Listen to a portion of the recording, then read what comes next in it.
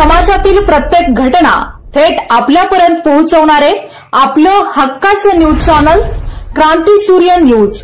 संपादक शशिकांत राजवंत।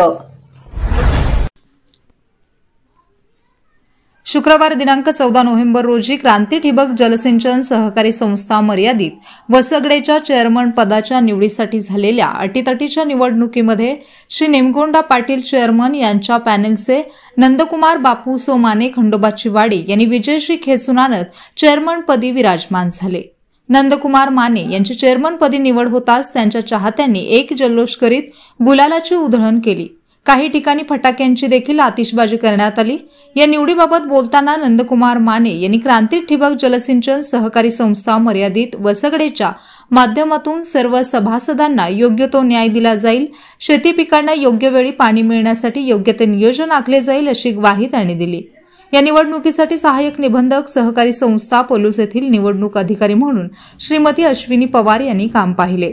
यावेळी नेमगोंडा पाटील चेअरमन, संचालक राहुल रमेश कुलकर्णी, दादासो नेमगोंडा पाटील, शामराव तुकाराम वंडे, प्रदीप पाटील, अनिता प्रकाश पाटील, ज्ञानदेव साठे, प्रवीण सुतार, अजित वाघमारे, तुकाराम सूर्यवंशी, एस.बी. पाटील, शैला पाटील, उज्ज्वल माने, गोल्या यांच्यासह संस्थेचे सचिव, आजी माजी पदाधिकारी व सर्व कर्मचारी मोठ्या संख्येने उपस्थित होते। क्रांती ठिबक जलसिंचन सहकारी संस्था मर्यादित वसगडेच्या चेअरमनपदी अभ्यासू शेतकरी नंदकुमार बापू सोमाने यांची निवड झाल्याने माने यांच्या अनुभवाचा फायदा संस्थेस होईल हे मात्र नक्की।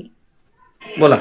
क्रांती ठिबक जलसिंचन सहकारी संस्था वसगडे या संस्थेच्या चेअरमनपदी माझी निवड झाली चेअरमन म्हणून। त्याबद्दल ज्या संचालकांनी प्रयत्न केले त्या सर्वांचे मी आभार मानतो। तसेच आमच्या पॅनेलचे मार्गदर्शक श्री नेमगोंड पाटील, तसेच राहुल कुलकर्णी पाटील सर या सर्वांनी जे प्रयत्न केले त्याबद्दल त्यांचा आभारी आहे।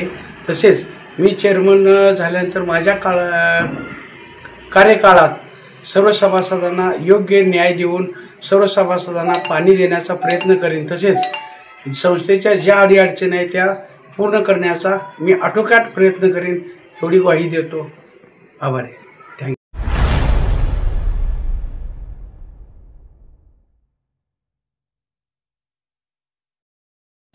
क्रांती सूर्य न्यूज। संपादक शशिकांत राजवंत। सबस्क्राइब करा,